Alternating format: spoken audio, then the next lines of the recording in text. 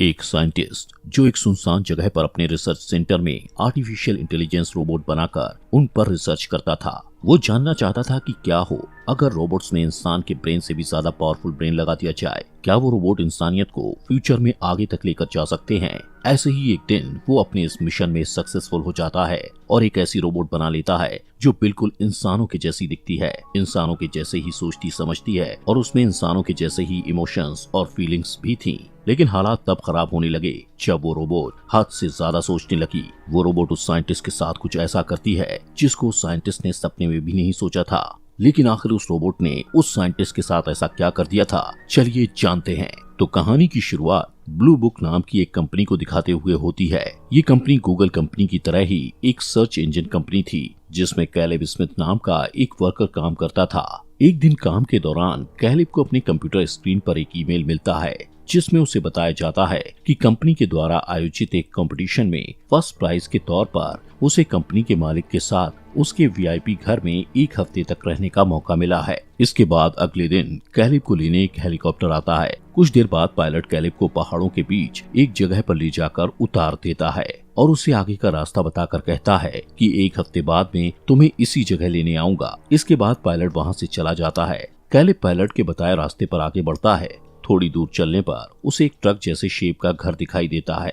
अब जैसे ही वो उस घर के पास पहुंचता है तो उसे कुछ आवाज सुनाई देती है जो उस घर के दरवाजे पर लगे एक एआई कंप्यूटर की आवाज थी जो कैलेब से अपने फेस को स्कैन करने के लिए कहता है। कैलेब अपना फेस स्कैनर के सामने ले जाता है। तुरंत उसे उसी मशीन से एक कार्ड मिलता है जिस पर उसका फोटो बना हुआ था। अब कार्ड मिलने के बाद ऑटो कंप्यूटर कैलेब को दरवाजा खोलकर उस घर के अंदर जाने को कहता है। घर के अंदर पहुंचते ही कैलेब देखता है कि बाहर से खराब दिखने वाला ये घर अंदर से एक शानदार रिसर्च सेंटर जैसा है।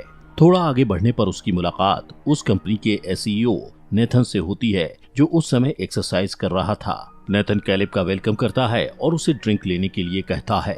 पहले तो कैलेब वहाँ कुछ अनकंफर्टेबल फील करता है लेकिन बाद में उसके साथ एंजॉय करने लगता है। इसके बाद नेथन उसे नीचे लेकर जाता है जहाँ बहुत सारे रूम्स बने हुए थे। नेथन कैलेब को समझाता है कि तुम्हारे कार्ड से जो भी कमरा खुले तुम्हें उसी कमरे में जाने की इजाजत है और जो कमरा तुम्हारे कार्ड से ना खुले तुम्हें उसमें नहीं जाना है। इसके बाद हम नेथन और कैलेब को एक कमरे में बैठा देखते हैं जहां नेथन कैलेब को एक असाइनमेंट पेपर देकर कहता है कि आगे का काम शुरू करने के लिए तुम्हें इस कॉन्ट्रैक्ट पर साइन करना होगा जिस पर लिखा हुआ था कि तुम इस घर में जो कुछ भी देखोगे वो कभी भी किसी को नहीं बताओगे। इस बात को लेकर कैलेब थोड़ा सोच में पड़ जाता है और कहता है कि इस कॉन्ट्रैक्ट पर साइन करने से पहले मैं मेरे वकील से बात करना चाहता हूँ। कैलेब को थोड़ा सोच में देखकर नेथन उसे समझाता है कि हम जो आगे बनाने जा रहे हैं वो बहुत ही शानदार चीज है। अगर हमारा ये मिशन सक्सेसफुल रहा तो इसका क्रेडिट तुम्हें भी मिलेगा। ये बात सुनकर कैलेब बिना कुछ सोचे समझे उस कॉन्ट्रैक्ट पेपर पर साइन कर देता है। अब कैलेब की कॉन्ट्रैक्ट पर साइन करने के बाद नेथन उसे अपने प्रोजेक्ट के बारे में बताता है कि आखिर वो क्या बना रहा है। वो बताता है कि मैंने एक रोबोटिक ह्यूमन बनाया है जिसके अंदर मैंने आर्टिफिशियल इंटेलिजेंस ब्रेन इम्प्लांट किया है।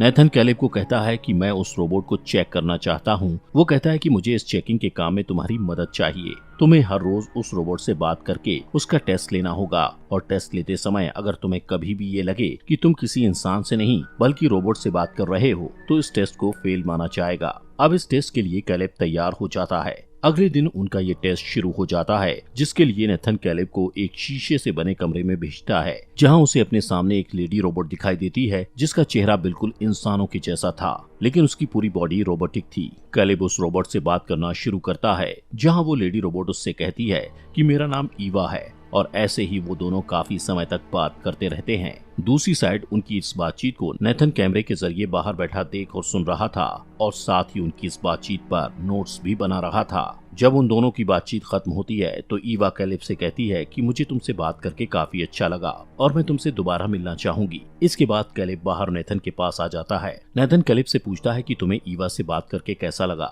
जिस पर कैलेब एक्साइटेड होकर उससे कहता है कि वो बहुत अच्छी है और उससे बातचीत करते वक्त मुझे बिल्कुल भी ऐसा नहीं लगा कि मैं किसी रोबोट से बात कर रहा हूँ। ये सुनकर नेथन अपने प्रोजेक्ट की सक्सेस को सोचकर काफी खुश हो जाता है। उसी रात कैलेब अपने कमरे में लेटा हुआ था लेकिन उसे बिल्कुल भी नींद नहीं आ रही थी। तभी कैलेब को बिस्तर पर एक रिमोट मिलता है। अब क्योंकि कैलेब को नींद नहीं आ रही थी इसलिए वो सोचता है कि थोड़ा टाइम टीवी देख लिया जाए। जब वो टीवी का रिमोट समझकर उस रिमोट का ऑन बटन दबाता है तो स्क्रीन पर ईवा के कमरे की लाइव सीसीटीवी फुटेज चलने लगती है। ये देखकर कैलेब को कुछ भी समझ नहीं आता। तभी अचानक बिजली चली जाती है और घर के सभी दरवाजे बंद हो जाते हैं, जिससे कैलेब थोड़ा घबरा जाता है और दरवाजा खोलने की कोशिश करता है, लेकिन दरवाजा नहीं खुलता। थोड़ी देर बाद जब लाइट आती है तो कैलेब दरवाजा खोलकर तुरंत नेथन के पास जाकर उससे बिजली के जाने के कारण को पूछता है, जिस पर नेथन उसे बताता है कि घबराओ मत, मैंने इन दरवाजों को इसी तरह से डिजाइन किया है कि जैसे ही बिजली चली जाती है तो सभी के दरवाजे ऑटोमेटिकली लॉक्ड हो जाते हैं, ताकि कोई अनजान व्यक्ति पावर कट करके इन कमरों में घुस ना पाए। साथ ही नेथन उसे ये भी बताता है कि पिछले कई दिनों से घर की लाइट बार बार कट रही है, जबकि पहले कभी भी ऐसा नहीं हुआ। इसके बाद कैलेब अपने कमरे में जाकर सो जाता है। सुबह उसके कमरे में एक लड़की उसके लिए नाश्ता लेकर आती है। उसे देखकर कैलेब थोड़ा शॉक्ड हो जाता है और नेथन से जाकर उसके बारे में पूछता है। नेथन उससे कहता है कि उसका नाम केयोको है और वो मेरी केयरटेकर है। फिर नेथन कैलेब से कहता है कि आज हम ये टेस्ट करेंगे कि ईवा तुम्हारे बारे में क्या सोचती है। कैलेब ईवा के पास उसका नेक्स्ट टेस्ट लेने जाता है, जहाँ ईवा कैलेब को कुछ ड्रॉइंग्स दिखाती है जो उसने रात में ड्रॉ की थी, लेकिन कैलेब उन ड्रॉइंग्स को समझ नहीं पाता। वो ईवा से कुछ ऐसा ऑब्जेक्ट बनाने को कहता है जो वो बनाना चाहती है, जैसे कि कोई इंसान या कोई पेड़ या कुछ भी। इस पर ईवा कहती है कि वो अगले दिन उसे बनाकर दिखाएगी। ईवा कैलेब से पूछती है क्या तुम मैरिड हो, जिस पर कैलेब उसे जवाब देते हुए अपने बारे में बताने लगता है कि मैं 26 साल का अनमैरिड लड़का हूँ, मेरी कोई गर्लफ्रेंड भी नहीं है और मेरे पेरेंट्स एक कार एक्सीडेंट में मारे जा चुके हैं। ये सुनकर ईवा इस बात पर दुख जताती है। वो दोनों इसी तरह बातें कर ही रहे थे कि अचानक पावर कट हो जाता है। पावर कट होते ही ईवा कैलेब को कहती है कि तुम्हें नेथन पर भरोसा नहीं करना चाहिए, क्योंकि वो अच्छा आदमी नहीं है। वो कहती है कि बार बार घर की लाइट भी मैं ही कट करती हूँ ताकि सभी के सभी कैमरास बंद हो जाएं, जिससे नेथन हमें ना तो सुन और ना ही देख पाएगा। ईवा की ये बात सुनकर नेथन को हैरानी होती है कि आखिर वो ऐसा क्यों कह रही है। उसे थोड़ा अजीब लगता है कि तभी फिर से लाइट वापस आ जाती है। कैलेब तुरंत टेस्टिंग रूम से बाहर निकलकर नेथन के पास जाता है, जहां वो दोनों डिनर करने लगते हैं। नेथन कैलेब से पूछता है कि जब तुम ईवा का टेस्टिंग रूम में टेस्ट ले रहे थे तो लाइट चली गई थी, जिससे मैं तुम दोनों की बातचीत को नहीं सुन पाया। वो पूछता है कि तुम दोनों में क्या बातें हुई। कैलेब नेथन से झूठ बोलता है कि पावर कट होने के बाद ईवा ने मुझसे कोई बात नहीं की। रात को कैलेब फिर से अपने कमरे में लगे स्क्रीन से सीसीटीवी फुटेज द्वारा ईवा को देखने लगता है, क्योंकि वो ईवा से अट्रैक्ट होने लगा था। अगले दिन नेथन कैलेब को एक अलग रिसर्च रूम में लेकर जाता है, जहां वो कैलेब को बताता है कि ये वही रूम है जहां पर मैंने ईवा को बनाया था। वो एक गोल्ड स्टोन जैसे शेप की चीज को उठाता है और कहता है कि ये ईवा का दिमाग है। ईवा जो भी सोचती है वो इसी दिमाग की बदौलत है। नेथन कैलेब को बताता है कि ईवा का दिमाग पूरी दुनिया की सोच से मिलकर बना है। मैंने इस दिमाग को बनाने के लिए सबसे पहले दुनिया भर के लगभग सभी मोबाइल फोन्स को हैक किया और फिर उनके डेटा से ये पता लगाया कि ह्यूमन बिहेवियर कैसे काम करता है, लोग क्या कुछ देखते हैं, कैसे उनका दिमाग काम करता है, कैसे हम ह्यूमंस अपने सभी काम कर लेते हैं। उन सब की नॉलेज को मैंने ईवा के दिमाग में डाल दिया।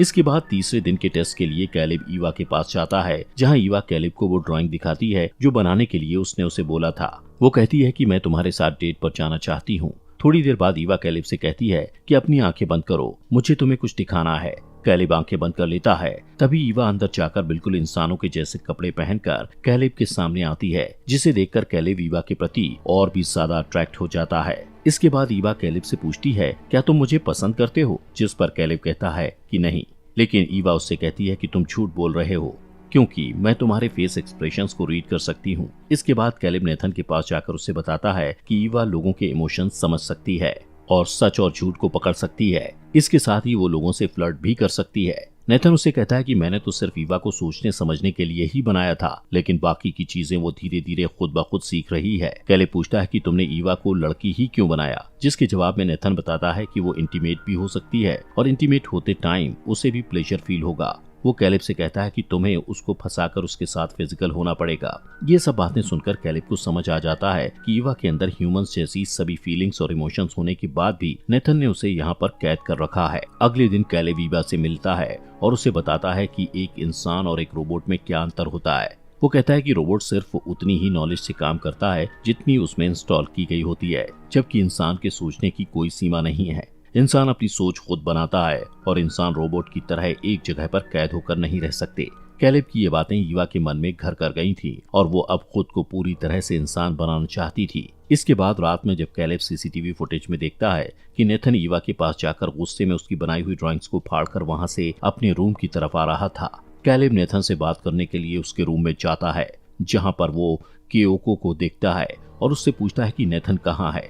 केओको को लगता है कि कैलेब उसे उसके साथ इंटीमेट होने के लिए बोल रहा है, इसलिए वो अपने कपड़े उतारने लगती है, लेकिन कैलेब उसे ऐसा करने से रोकता है। तभी नेथन वहां आ जाता है और कैलेब से कहता है कि केओको को उसकी लैंग्वेज समझ नहीं आती और वो वही करती है जो उसका मन करता है। नेथन बहुत नशे में था, इसलिए वो केओको के साथ नाचने लगता है और कैलेब को भी उसके साथ नाचने के लिए कहता है, जिससे कैलेब वापस अपने कमरे में चला जाता है। अगले दिन जब कैलेब ईवा का टेस्ट लेने जाता है तो ईवा पावर कट करके उससे बोलती है कि मुझे पता है तुम्हें यहाँ पर मुझे टेस्ट करने के लिए बुलाया गया है, लेकिन अगर मैं नेथन के इस टेस्ट में फेल हो गई तो वो मेरे साथ क्या करेगा। तभी ईवा कैलेब से कहती है कि जिस तरह तुम मुझे प्यार करने लग गए हो उसी तरह मुझे भी तुमसे प्यार हो गया है और मैं जिंदगी भर तुम्हारे साथ रहना चाहती हूँ, लेकिन पूरी तरह इंसान बनने के बाद। इस टेस्ट के बाद कैलेब नेथन के पास जाता है और उससे पूछता है कि अगर ईवा इन टेस्ट में फेल हो जाती है तो तुम उसके साथ क्या करोगे। इसके जवाब में नेथन कैलेब से कहता है कि अगर ऐसा हुआ तो मैं ईवा के सभी बॉडी पार्ट्स को संभाल कर रख दूंगा और उसके ब्रेन की पूरी मेमोरी को इरेज करके उसके अस्तित्व को ही मिटा दूंगा। फिर एक नया इससे भी ज्यादा एडवांस ब्रेन बनाऊंगा जिसमें मैं उन सभी बातों का ध्यान रखूंगा जो ईवा के ब्रेन में नहीं थी। ये सुनकर कैलेब को मन ही मन नेथन पर बहुत गुस्सा आता है, क्योंकि वो ईवा से प्यार करने लगा था और उसे खत्म होते नहीं देख सकता था। इसलिए कैलेब नेथन को रूम में ले जाकर बातों ही बातों में काफी ज्यादा ड्रिंक पिला देता है, जिससे नेथन की आंख लग जाती है और कैलेब नेथन की जेब से उसके रूम का कार्ड लेकर उसके प्राइवेट रूम में जाकर उसके कंप्यूटर पर उसके कुछ वीडियोस देखने लगता है, जिससे उसे पता चलता है कि नेथन ने ईवा से पहले भी कई सारे एआई रोबोट्स को बनाया था जिसमें ईवा की तरह ही सोचने और समझने की क्षमता थी, लेकिन थोड़ी बहुत कमियों की वजह से नेथन ने उनके ब्रेन से उनकी सारी मेमोरीज को इरेज करके उन्हें मार दिया। वो सारे एआई रोबोट्स भी ईवा की तरह ही उसकी कैद से आजाद होकर बाहर खुलकर अपनी जिंदगी जीना चाहते थे। दोस्तों, आगे बढ़ने से पहले आपका दिल से शुक्रिया आपके अपने फॉक्स एक्सप्लेनर हिंदी चैनल को सब्सक्राइब करने के लिए। अब इसके बाद कैलेब नेथन के दूसरे कमरे में जाता है जहां केओको बिना कपड़ों के बैठी हुई थी। कैलेब वहां पर लगे कपबोर्ड को खोलने लगता है और देखता है कि उन कपबोर्ड्स में उन्हीं रोबोट्स की बॉडी पड़ी है जिनको नेथन ने शट डाउन करके वहां रखा हुआ था। ये देखकर वो काफी डिस्टर्ब हो जाता है। तभी केओको अपनी बॉडी से चमड़ी उतारने लगती है, जिससे उसे पता चलता है कि केओको भी कोई इंसान नहीं बल्कि एआई रोबोट है। उसमें भी इंसानों की तरह समझ और फीलिंग्स थी, लेकिन फिर भी नेथन उसे गुलामों की तरह रखता था। वहीं उधर नेथन की आंख खुलती है और वो नशे की हालत में ही अपने प्राइवेट रूम में जाने के लिए अपने कार्ड को ढूंढने लगता है, जिससे कैलेब रूम से बाहर आकर उसका कार्ड नीचे गिरा देता है और उसे कहता है कि तुम्हारा कार्ड यहाँ नीचे गिरा पड़ा है। इसके बाद कैलेब अपने रूम में जाकर लेट जाता है, लेकिन अब उसे खुद पर भी शक होता है कि कहीं वो भी तो रोबोट नहीं है, जिसके लिए वो खुद की बॉडी चेक करने लगता है और यहाँ तक कि अपने हाथ पर भी कट लगाता है, जिससे उसके हाथ से ब्लड निकलने लगता है। अगले दिन कैलेब ईवा के पास जाता है, जहाँ थोड़ी नॉर्मल बात करने के बाद ईवा पावर कट कर देती है। तब कैलेब उसे बताता है कि अगर तुम टेस्ट में फेल हुई तो नेथन तुम्हारे ब्रेन से तुम्हारी सारी सोच और मेमोरीज को मिटा देगा,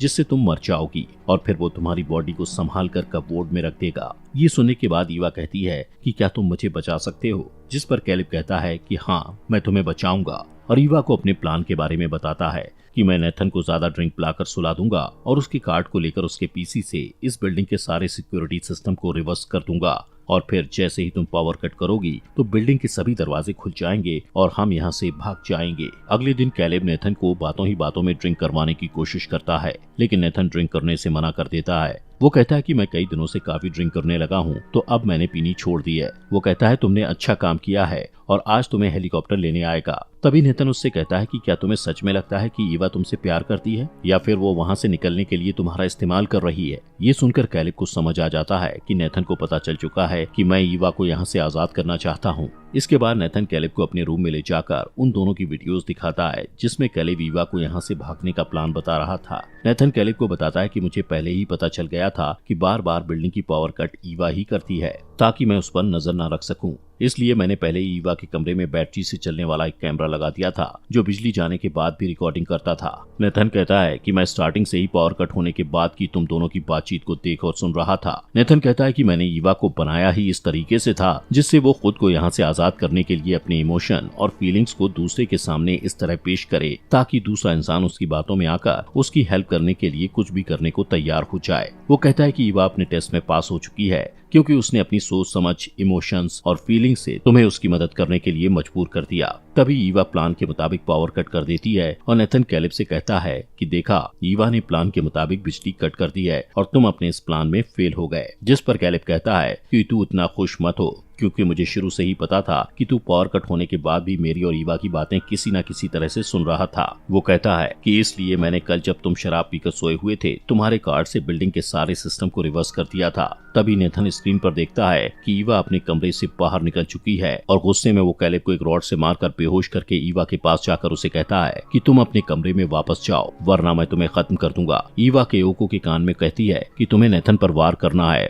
और खुद नेथन पर अटैक कर देती है, लेकिन नेथन ईवा से खुद को छुड़ाकर उसके हाथ पर रॉड मारकर उसका हाथ तोड़ देता है। तभी पीछे से केयोको नेथन को चाकू मार देती है जिससे नेथन भी केयोको के फेस पर रॉड मारकर उसे गिरा देता है, लेकिन पीछे से ईवा नेथन पर फिर से चाकू उसके दिल में घोंप देती है जिस पर नेथन को बिलीव नहीं होता कि उसने जिस रोबोट को बनाया उसी ने उसको मार दिया। ईवा नेथन की जेब से उसका कार्ड लेकर वहां से उसके कमरे में जाती है जहां कैलेब को अब होश आ चुका था। ईवा उससे कहती है कि तुम यहीं रहो और वहां से उस रूम में जाती है जहां पर कपबोर्ड पड़े थे। ईवा उन्हीं कपबोर्ड में से एक रोबोट की चमड़ी को खुद की चमड़ी से रिप्लेस कर लेती है। इसके बाद वो लड़की के कपड़े पहनकर वहां से जाने लगती है। वहीं कैलेब ईवा से कहता है कि तुम मुझे यहाँ पर छोड़कर नहीं जा सकती, लेकिन ईवा उसका दरवाजा परमानेंट लॉक करके वहां से चली जाती है। ईवा जब उस बिल्डिंग से बाहर निकलती है